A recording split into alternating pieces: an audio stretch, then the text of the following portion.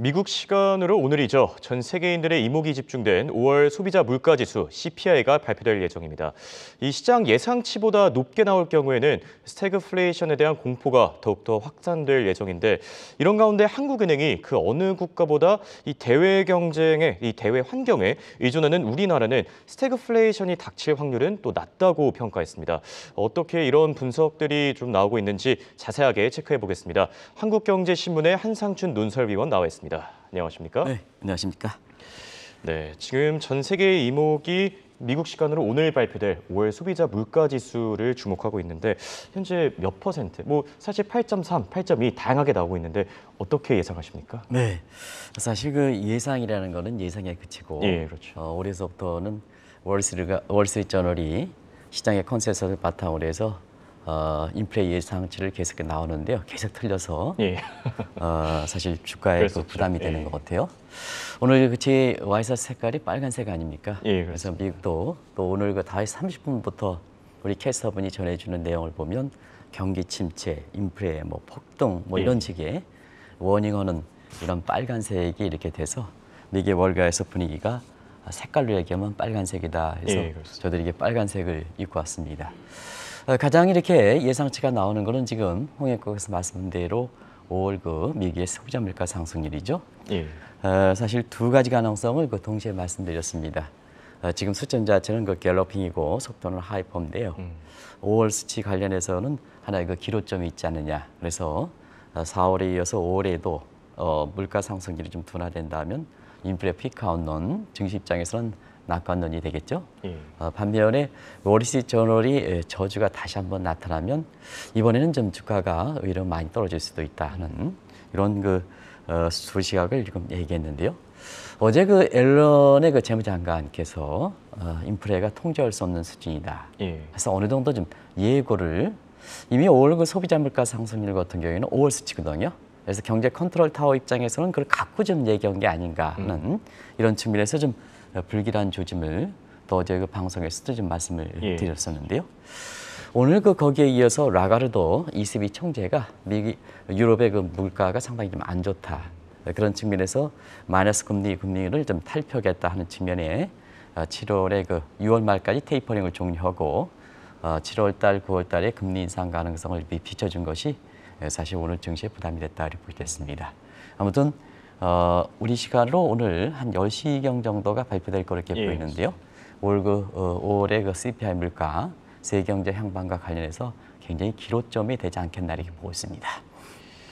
네, 그렇다면 만약에 시장 예상치보다 높게 나올 경우에 앞서 말씀드리기도 했지만 이 스태그플레이션에 대한 공포가 더욱더 커질 것 같은데 최근 들어서 세계은행이나 아니면 OECD도 어제 이 스태그플레이션이라는 단어를 직접 언급하지 않았습니까? 네, 사실 연초까지 세계경제 입장에서 보면 굉장히 세계경제 예측 기관들은 좀 비교적 낙관적이었습니다. 그래서 경기 침체를 우려하는 시각이 그렇게 많지는 않았었거든요. 그런 것이 연초 전미 경제학회에서 서머스라든가 폴크로만 교수가 올해 미국 경제가 침체할 것이냐 하는 측면의 침체 여부 가지고 논쟁이 있었거든요. 그것이 얼만큼 세계 경제가 빠르게 이렇게 침체되냐면 시건냐 올해 4월 달에 IMF가 공식적으로 세계 경제 전개에서는 슬로그플레이션 가능성을 공식적으로 제기했던 이런 상태거든요. 그래서 연초에 경기 침체가 거의 없다 하는 시각이 4개월 정도 지난 시점에서는 슬로플레이션 가능성을 좀 조심스럽게 얘기했거든요. 근데 2달이 지났습니다. 2월 달 같은 경우는 지금 월드뱅크랑 OECD에서 스태그플레이션 가능성을 공식으로 경계했고 비교적 경기를 좀 낙관적으로 했던 IMF도 7월 달에 중간 전망에서 세계 경제 성장률을 하향 조정할 수 있다 하는 이런 내용을 우리 캐서문에 통해서 좀 전해주셨을 겁니다. 그만큼 세계 경제가 빠르게 이렇게 싣고 있다. 그러면 싣고 있는 요인을 한번 지금 6월 달 이렇게 되고 있습니다는 그 요인을 정피들랑 같이 그 요인을 한번 보겠습니다. 일단 우크라이나 전쟁이 일어났죠. 그렇죠. 2월 26일서부터. 근데 이게 경제의 냉전 시대가 되니까 경제에 미치는 충격이 컸단 말이에요. 군사 전쟁보다도 경제 위기로 서방이 대응했으니까 그렇죠. 결과적으로 보면 세계 경제가 빠르게 싣게 되는 요인이고요. 여기에 출구 전략, 페드 입장에서는 3월과 5월에 올렸죠. 근데 왜 그러냐면 지금까지 이렇게 세계 경제가 유동성에 의해서 웰스펙트에서 경기가 부양된 측면이 있기 때문에 요거 줄이면 세계 경기에 빨리 식을 수밖에 없다는 얘기입니다. 이런 것이 이제 상반기에 나타났고요. 그다음에 세계 공장인 중국이 경착륙 우려가 실질적으로 됐고 나중에 좀 말씀드리겠습니다는 일부 그 스리랑카라든가 이런 측면에서 신흥위기가 발생했다, 금융위기가 발생했다. 그래서 경기적인 측면에서는 굉장히 굵직굵직한 요인이 됐기 때문에 연초의 그 세계 경제 전망치에 비해서 상반기 짧은 기간에 나타난 행태 변수를 감안해 볼 때에는 세계 경제 성장률을 최소한 1.3%포인트 작년 전망치의 올해 성장률을 끌어냈다 이렇게 보시게 됐습니다. 그리고 요 네 가지 요인을 보면 대부분 다 공급망 이런 쪽에 관련돼 있죠. 그렇죠. 그러다 보니까 성장률 훼손도 됐습니다는 물가가 작년 말 올해 세계 인플레 전망치에 비해서 약 2%포인트의 추가 상승 요인이 인플레가 발생했다. 그런 측면에서는 시청자 여러분 성장률이 떨어지고 물가가 올라가다 보니까 월드뱅크라든가 OECD에서 공식적으로 스태그플레이션 가능성을 경고하고 나선 것이 아닌가 이렇게 보고 있습니다. 네, 그렇다면 실제로 이 스태그플레이션 상황이 얼마나 심각한지 미국 경제부터 좀 체크해 주시죠. 네, 미국 경제에 대해서는 그동안 계속해서 스태그플레이션 우려가 된다 하는 쪽으로는 말씀을 드렸기 때문에 여기 보겠습니다. 그럼 미국 경제 상황도 한번 올해 들어서 이렇게 세계적 석학들이 어떻게 얘기하느냐를 잠시 좀 스케치해 드리면 연초에는 경기 침체에서 폴 크루만 교수랑 같이 침체는 아니냐 이 논쟁이었죠. 그런데 서머스 교수만 유일하게 미국 경제가 침체론, 소위 세큘러 스태그네이션 하이퍼시스, 소위 SH 가설을 얘기해서 그때 당시만 해도 소스러운 견해였습니다. 그런데 오늘 우리 캐서분이 아침에 5시 30분부터 6시까지 이렇게 전해주셔서 하는 내용을 보면 대부분 다 침체 우려, 침체 우려, 침체 우려죠. 예, 그죠? 그렇죠. 그래서 침체를 공식화되는 분위기. 그래서 올해 3월 달에 미국이 그 기준금리를 올리고 난 이후에 장단기 금리 간의 역전 현상에 대해서 일부 빅테크라든가 테슬라를 주장하는 사람들은 이번에는 사실 장단기 금리 차가 역전되는 현상이 경기 침체가 아니다 하는 이러한 시각을 제시했습니다는 지금 사실 미국 경제 상황으로는 장단기 금리가 정상화된다 하더라도 경기 침체가 우려가 되는 이런 현상이 발생됐다 이렇게 보겠습니다. 그래서 5개월이 지난 시점에 미국 경제는 이제는 침체를 아주 지배적 시각이다 이렇게 이제 보시면 되겠습니다. 그래서 실제로 성장률을 보면 미국 경제의 1분기 성장률이 마이너스 1.5%까지 빠졌죠. 예, 그렇죠. 여기에 대해서 누가 이렇게 자신하겠습니까? 그리고 물가 상승률 같은 경우에도 소비자 물가가 사실 월별로 조금 둔화되느냐 아니냐 올라가느냐 이 점에 지금 초미의 관심이 있을 만큼 인플레가 그렇게 관심이 있는 것은 뭐냐? 인플레 타겟팅 수준에서 절대 수준은 그만큼 높다는 얘기입니다. 국민 입장에서는 굉장히 어렵다는 얘기입니다. 그래서 우리가 증시적인 측면에서는 지난달보다 내릴까 올릴까 요즘 면이 있으면은 수준 자체는 8% 이상 되는 측면이거든요.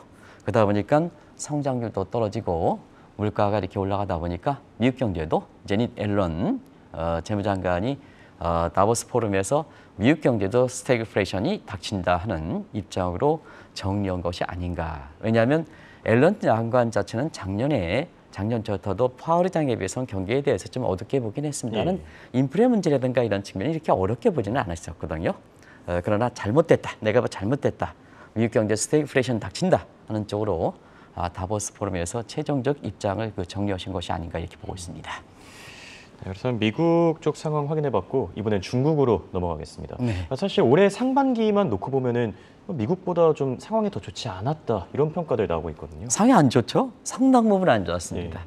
왜냐하면 중국 경제는 지금 최근 들어서 경기 부양 조치 때문에 주가가 좀 살아날 조짐이 있어서 중국 경제 실물 경제 상황에 대해서는 사실 정치적 측면에 살아났기 때문에 좀 덮어가는 분위기입니다는 실상은 상당히 안 좋다 이렇게 보게 됐습니다. 자, 중국의 정체적인 경기 판단 지표인 성장률 가지고 한번 보겠습니다. 1년 전에 1분기가 18.3%였습니다. 1년 후가 지난 시점에 올해 1분기가 4.8%입니다. 그렇죠. 몇 퍼센트 포인트 떨어졌습니까? 그리고 2분기에는 2% 붕괴다. 일부 극단적 비관론은 마이너스 수준까지 추록될 것이다. 그리고 중국의 친정부적인 성향의 이렇게 예측 기관들이 중국 2분기 성장률이 1.2%까지 맞춰보고 있습니다. 성장률이 중국이 굉장히 떨어지고 있죠. 그 중장기적으로 보면 인구 절벽 문제가 현실화됐기 때문에 중장기적인 상황에 있어서도 잠재 성장 수준이 그렇게 높은 수준은 아니거든요. 이런 측면에서 물가를 한번 보겠습니다. 중국의 물가는 사실 갤로핑으로 뛰고 있죠. 예. 그래서 2월에 0%대, 1월에 1%대, 그 다음에 4월에 2%대. 중국이 물가 상승률이 2%대냐 이렇게 얘기를 하는 시각이 있습니다만 어떤 그 증권사의 보고서는 한국의 그 소비자 물가 5%, 그 다음에 중국은 2%, 미국은 8% 이렇게 해서 비교해서 중국의 물가가 낮다 하는데요. 상당히 그 증권사 이코노미스트 같은 경우는 그런 보고서는 내지 말아야 됩니다. 왜냐하면 통제 국가에서 국가 통계가 이렇게 좌우될 때는 어떤 항목을 구성하느냐, CPI, 전수조사는 할 수가 없거든요. 어떤 항목을 구성하느냐 하는, 그 다음에 그 항목에 대해서도 어떤 가중치를 부여하느냐, 요 CPI의 산출 방식을 모르고 사실 미국이 8%인데 한국이 5%대다, 중국이 2%게 중국은 괜찮다 이런 시각을 제시하면 상당히 안 좋다 이렇게 보겠습니다. 한국 같은 경우도 집값에 대한 이렇게 우리 국민의 입장에서는 집값에 대해서 가장 체감적으로 많이 느끼는 물가지표 아니겠습니까? 예, 그렇죠. 그 웨이트가 굉장히 낮거든요. 미국보다도 훨씬 낮거든요. 그러다 보니까 우리 물가 상승률이 미국은 8% 가는데 우리는 5% 나온다. 그러면 우리가 5% 나온다고 해서 물가가 괜찮으냐 하는 입장에서는 상당히 퀘스천을 걸어야 된다. 오히려 거꾸로 중앙은행에 관련된 사람이라면 CPI의 구성 항목이라든가 가중치를 우리 국민 편에서 국민들이 이렇게 CPI에 대해서 이렇게 생각하는 시각은 그때그때마다 아주 민감도가 다 다르거든요. 그걸 빨리빨리 개편해 주는 모습이 사실 중앙은행에 이렇게 관련돼 있는 국민의 세금을 녹을 먹고 있는 사람들의 역할이 아닌가 하는 생각이 듭니다. 근데 심지어는 증권사의 이코노미스트 하는 사람들도 8%인데 미국이 중국이 2%다. 이거는 그것도 아주 명실공히 투자자들을 신뢰한다, 투자자들을 가이드한다 해서 그런 보고서를 내는 것은 상당 부분 잘못돼 있다 하는 걸 말씀드리겠습니다. 그래서 중국은 이렇게 물가 상승률의 속도를 한번 보시기 바랍니다. 절대 수준은 피부적으로 와닿지 않기 때문에 거의 배씩 뛰고 있지 않습니까? 한 달 안에. 그래서 중국도 스태그플레이션 로드가 굉장히 과시됐다 이렇게 보겠습니다. 세계 경제 전체적인 측면에서는 부존 자원국, 예를 들어 사우디라든가 브라질이라든가 이런 국가를 제외하고는 사실 올해 대부분 국가들이 스태그플레이션 우려가 IMF라든가 OECD라든가 그 다음에 월드뱅크의 이렇게 경고대로 현실적으로 닥치고 있다 이렇게 보시면 되겠습니다.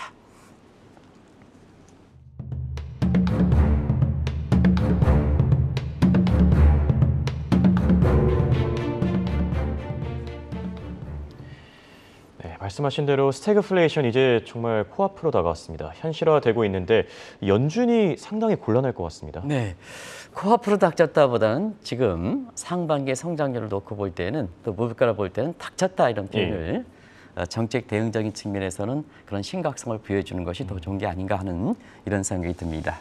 그러다 보니까 세계의 경찰기로는 IMF 입장도 작년에 실물 경제 침체가 우려되지 않을 때는 인플레만 잡아라. 그래서 회원국에 대해서 정책적인 건의를 할 때는 물가를 잡아라 하는 쪽이 됐는데 올해 들어서 그렇게 빠르게 식다 보니까 6개월이 지난 4월에 올해 그 중계총회에서는 물가만 잡는 게 아니라 성장률도 이렇게 경기를 부양시켜야 된다 하는 이런 쪽의 시각이 바뀌고 있습니다. 그러다 보니까 각국의 그 중앙은행 총재 입장에서는 물가만 잡기 위해서 금리 인상이라고 했는데 금리 인상하다 보니까 웰스펙트 이게 질이 좋지 않기 때문에 푹 꺼져 세계 경제 성장률이. 그래서 고민에 빠져 있는 것이 그게 트리플 딜레마에서 트릴레마 고민이다 이렇게 보시겠습니다. 자, 한번 보겠습니다. 이 내용은 계속해서 문제가 되기 때문에 시청자 여러분한테 말씀드렸죠. 트릴레마 고민. 자, 그렇죠. 물가 안정을 위해서 지금 금리를 올린다. 어떻습니까? 경기도 침체되겠죠. 그리고 지금 경기 부양을 위해서 중국이라든가 하는 것처럼 금리를 내린다. 그러면 물가 문제가 되겠죠. 그래서 경기와 물가와 금리 가리는 이런 트릴레마 이런 현상에 봉착돼 있다. 중앙은행 입장에서도 쉽게 이게 금리 인상만을 마냥 올릴 수밖에는 없지 않는 상황이다. 이렇게 이제 보시면 되겠습니다. 그래서 사실 최근에 보면 정책적으로 보면 트릴레마를 헤쳐가기 위해서는 사실 뭐냐면 파리스 믹스가 되면 항상 경제선 정책적으로 측면에서는 내가 이것을 강조했을 때 다른 쪽은 얼마큼 희생을 하느냐 요걸 좀 잘 봐야 되거든요. 예. 그런 것이 바로 다보스 포럼에서 제이슨 포먼이 얘기했던 sacrifice ratio, 희생률에 대해서 앞으로 계속해서 정책 혼합과 관련돼서 논의가 될 것이다 이렇게 말씀을 드렸습니다.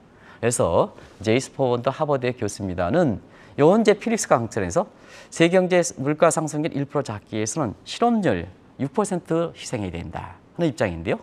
서머스 교수도 어젠가요, 세계 그 물가를 잡기 위해서는 경제 침체는 불가피하다.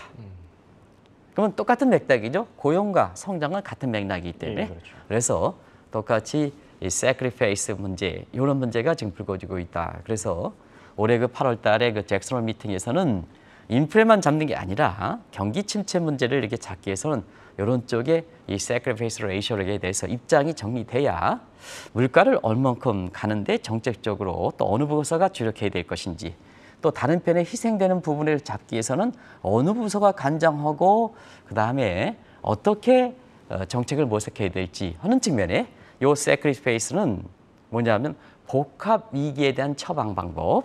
그래서 지금의 그 경기 문제를 풀어갈 때 여긴 인플레 문제라든가 경제 성장률 이런 문제를 풀어가기 위해서는 어떤 중앙은행만 담당하면 안 된다는 입장입니다. 그래서 모든 정부 부처가 나서야 되고 경제 주체들도 정책이 주도가 되는 것뿐만 아니라 자, 국회도 우리 입장에서 국회도 나서야 되고 국민이 나서야 된다는 입니다. 그래서 프로보노 퍼블리커 시리에 대처를 해야 된다는 시사점을 던져주는 것이 바로 최근에 그 sacrifice ratio의 논쟁이다. 그 중요의 의미성을 갖고 있다 하는 걸 말씀드리겠습니다. 그렇다면 대응 방안에 대해서 좀 더 깊게 살펴보겠습니다.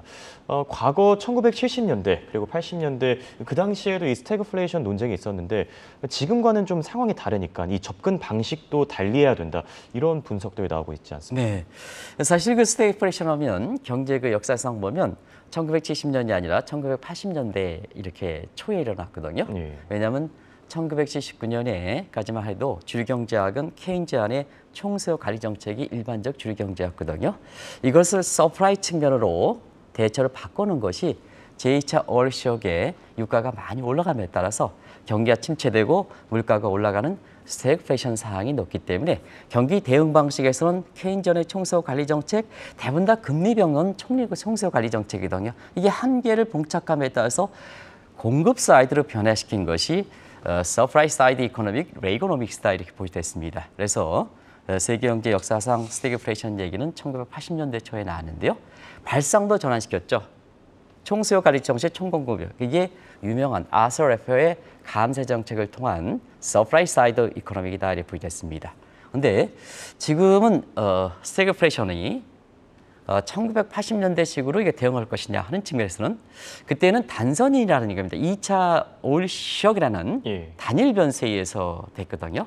근데 지금은 다중복합 공선형 위기라는 얘기입니다. 위기랍니다. 지금 뭐냐, 경제 성장률 떨어지고 물가가 올라가는 것이 어느 제2차 오일쇼크만입니까? 다른 뭐 공급망 부정, 그다음에 지정학적 위험도 있고, 그다음에 그때 당시에는 출구 전략도 없는데 지금 출구 전략 정책 요인도 같이 결부되어 있는 일종의 패러다임 시프트가 되는 상태거든요. 그렇기 때문에 1980년대 초에 스태그플레이션 방식으로 단순히 감세해서 경제 효율을 증대시켜서 그다음에 성장률을 제고시키고 재정 수입을 증대시키는 이런 정책까지는 안 된다는 얘기입니다. 그러다 보니까 최근에 보면 저 새로운 정책이 발생이 되는 거죠. 그 점을 좀 정 PD랑, 왜냐하면 새 정부의 그 경제정책 운영 방안이 조만간 나올 거로 이렇게 보이기 때문에 최근에는 중앙은행의 물가만을 위해서 이렇게 대처하는 게 아니라 지금 한번 조심스럽게 보겠습니다. 자, 1980년대 초와 다른 스태그플레이션이 되기 때문에 그의 정책의 원인, 발생 원인이 다르냐 보니까 정책 처방 방식이 다른 거죠. 그런 과정에서 한번 보겠습니다. 각국의 국정 운영은 컨트롤 타워가 중앙은행 수장에서, 중앙은행에서 경제 컨트롤 타워, 대부분 재정 정책 내지는 국가 통수권자로 옮겨지고 있다. 그만큼 경제 심각성이 높아지고 있다 이렇게 보시면 되겠습니다. 그래서 경제 컨트롤 타워가 중앙은행에서 사실 경제정책 총괄로, 우리로 얘기하면 한국은행에서 추장관, 추부총리가 있는 이제 기획재정부로 옮겨지는 이런 모습이 되겠죠. 경우에 따라서 뭐 윤석열 대통령 대통령께서도 나서게 되는 이런 쪽으로 가는 모습이다 이렇게 보여졌습니다. 그리고 과거와 달리 지금은 총체적 복합이기 때문에 나올 수 있는 건 다 나오죠. 자, 규제 완화. 미국도 규제 완화 많이 하고 있습니다.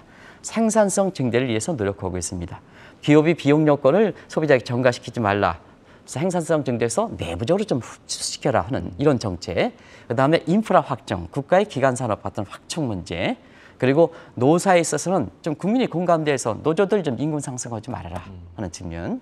이런 측면. 그리고 세계적으로 보면 공급망 확대 같은 소위 공급 사이드의 이러한 쪽의 대책들이 나오는 복합 처방 방식. 복합이기 때문에 복합 처방 방식이죠. 이런 식으로 지금 정책 구상하고 있다 이렇게 됐습니다. 그리고 중앙은행은 물가만 잡기 위해서 나가지는 않는다. 자, 지금 총체적이기 때문에 부처 간의 파리스 믹스 정책 협조가 중요하다는 얘기입니다. 그렇기 때문에 자, 중앙은행 입장에서 중앙은행 급격한 출구 전략보다는 재정 정책을 경우에 따라서 푼다고 생각하면 거기에 정책적으로 조합하는 측면 이런 것이 경제 컨트롤 타워가 재정 정책 수장으로 넘겨가는 것도 주목하실 필요가 있다는 걸 말씀드리겠습니다. 네, 확실히 문제가 복합적인 만큼 처방 방식도 좀 다른 것 같은데, 근데 지금 한국은행은 뭐 한국 같은 경우에는 스태그플레이션의 위험에서 좀 벗어나 있다 이렇게 얘기하지 않았습니까? 네, 어제 박정석 한국은행 부총재가 한국은 스태그플레이션 가능성이 낮다. 근데 세계적 예측과는 세계 경제 스태그플레이션을 경고하고 있는데 그 어느 국가도 대외 환경에 의존하는 우리 입장에서는 사실 이전에 그 한국금융연구와 함께 한국은행도 어제 공식적인 전체 입장이냐 한은행 전체 입장이냐 하는 것은 좀 나중에 알아봐야겠습니다는 스태그플레이션 가능성이 낮다 이렇게 얘기하는데요. 사실 그렇습니다. 우리는 대외 환경에 의존하기 때문에 세계 경제에서 스태그플레이션이 될 때 우리가 낮다 하는 이 측면에서는 일단 국민들 입장에서는 명확지 못하다 하는 것을 말씀을 드리고요. 또 한 가지는 이창용 신임 총재께서는 한국 경제가 세큘러 스태그레이션 하이퍼시스 구조적 장기 침체론으로 겪는다고 분명히 말씀하셨는데 부총재 보내는 사람은 우리 스태그플레이션 가능성이 낮다 하는 이 측면에서는 일단은 총재와 부총재 방안에 어감이 좀 차이가 있는 게 아니라 어감의 차이라고 했습니다. 그렇죠. 그리고 또 한 가지는 한국은행의 박 총재께서 잠재 성장률 수준으로 아직까지 떨어지지 않는다. 근데 잠재 성장 수준은 아주 지금 떨어지는 상태에서 아주 떨어지는 잠재 성장률을 밑으로 떨어지는 부분이 있다. 한국의 스태그플레이션 가능성이 낮다. 이게 이해가 안 된다 하는 입장입니다. 그런 과정에서 자, 한국의 최고 통수권자 윤석열 대통령께서는 어떻게 되느냐 하면 한국 경제는 복합이기다. 경제 태풍이 몰고 있다 하는 입장에서 사실상 이런 식의 인식에 한국금융연구원이라든가 이런 식의 인식에 있어서는 사실 국민 입장에서는 뭐가 뭔지 모르겠다 하는 측면인데요. 지금 한번 전체적으로 왜 윤석열 대통령께서는 복합이냐, 태풍이 몰고 오느냐 이게 우리가 인플레만 문제가 되는 게 아니라는 얘기입니다. 그렇죠. 대통령께서는. 자, 국민 한번 보세요. 지표상으로 좋을지 모르지만 지표상도 안 좋습니다는 국민 지금 허리에 치유도 차도록 안 됩니다. 특히 중하위 계층들은 스크루프레이션이죠. 재정도 자 국가 채무 증가 속도가 굉장히 빠르지 않습니까? 그리고 대외 경제 정책이 있선 현 정부가 아니라 이전 정부서부터 갈라포고스 함정에 빠져 있는 그걸 지금 집권 초기에 새 정부가 지금 그걸 해결해야 될 과제거든요. 어찌됐든 그리고 산업 정책에선 반기업 정책 물론 새 정부가 세계를 돌려놓고 나중에 돌려놓고 있습니다는 이래서 기업도 떠나고 자본도 떠나가는 입장이 아니겠습니까? 그리고 정치 후진성 문제 때문에 이게 또 입법이 우위 만능 시대에서 또 경제를 좀 해보겠다 하는데 거고요. 그리고 정권이 교체되는 게 뭡니까? 그러면 소신 있는 사람은 예를 들어서 한국의 그 KDI, 홍 원장 같은 경우에는 내가 전문적인 학자라 하고 학자의 소신이 있으면 이전에 이전 정부와 관련돼서 이렇게 싱크탱크 역할을 했다면 새로운 역할을 하면 학자적인 전문 양식이 있으면 내가 임기 여부와 관계없이 좀 이렇게 좀 잦은 사태에서 여기에 대해서 국가가 나아갈 수 있도록 하는 것이 학자의 전문적 양식이 아니겠습니까? 물론 공공기관도 다 그렇습니다. 근데 정부기관에서 하도 새로운 정책이다 하더라도 각 곳이 펼쳐지는 공공기관 수장들은 아직도 임기가 많이 남았단 말이에요. 많이 남았단 말이에요. 이러다 보니까 자 우리 입장에서는 대통령께서 하나같이 돌파가 어렵다. 복합위기다. 이런 쪽 태풍이 몰고 없다. 이런 평이 국민 입장에서는 상당히 공감대가 되지 않느냐. 근데 한편에 있어서는 스태그플레이션 낮다. 근데 대외환경 입장에서는 대외환경적인 측면에서는 스태그플레이션 경고하는데 하는 이 입장에서 국민 입장에서는 굉장히 퀘션을 그리고 있다 이렇게 볼 수 있습니다. 그렇다면 마지막으로 다음 주 16일이죠. 이제 새 정부의 경제정책 방향성이 결정됩니다. 뭐 어떤 식으로 좀 풀어가야 됩니까? 요건 이제 간단히 시간이 다 돼서 예. 이렇게 자막을 통해서 좀 빨리빨리 하도록 하겠습니다. 일단 한국의 입장에서 정체성 위기를 빨리 해결해야 됩니다. 예, 그렇죠. 그래서 민주주의를 복원시키고 시장 경제를 복원시켜야 됩니다. 이게 가장 중요합니다. 예. 그리고 어제에서 정경련에서 주관했던 이러한 이전의 그 경제 수장권은 가장 먼저 많은 것을 하지 마라.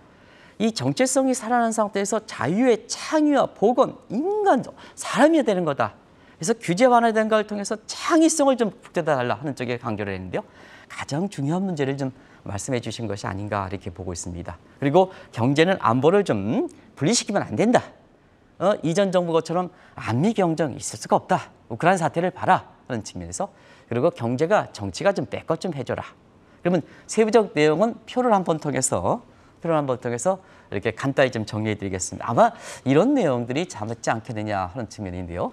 정부는 국가는 보조 역할입니다. 민간이 주가 돼야 된다. 예. 그다음에 거시경제의 성장을 줘야 된다. 그리고 제조업은 들어와라. 친기업 정책에서 들어와라. 예. 그리고 기업 규제는 프리존, 완전히 철폐하라. 완전히 철폐할 수 없습니다는 규제 철폐하라. 또 한 번 보겠습니다. 다른 제목 있습니다. 자, 세금은 감세해라. 예. 부동산 대책은 공급 증시로 바뀌라. 노사 정책은 제발 좀 노조 같은 경우에는 지금 우리 경제가 복합위기니까 태풍위기가 오니까 노사 균등해라 하는 이런 쪽으로 좀 이런 내용들이 담길 거로 봅니다. 이런 내용들이 담길 겁니다. 어떤 내용들이 담겠습니까? 16일에 이런 정책들로 좀 돼야 된다. 이런 정책에 국민의 공감대를 형성하기 위해서는 제발 뭐냐. 지금 상황에 대해서 좀 퍼플리적인 정책 진단, 지금 스태그플레이션 낮다. 이런 쪽의 진단을 할 필요는 없지 않느냐 하는 생각이 듭니다. 네, 스태그플레이션 위기를 해결하기 위한 해결 방안에 대해서 자세하게 체크해봤습니다. 지금까지 한국경제신문의 한상춘 논설위원이었습니다. 감사합니다. 네, 고맙습니다.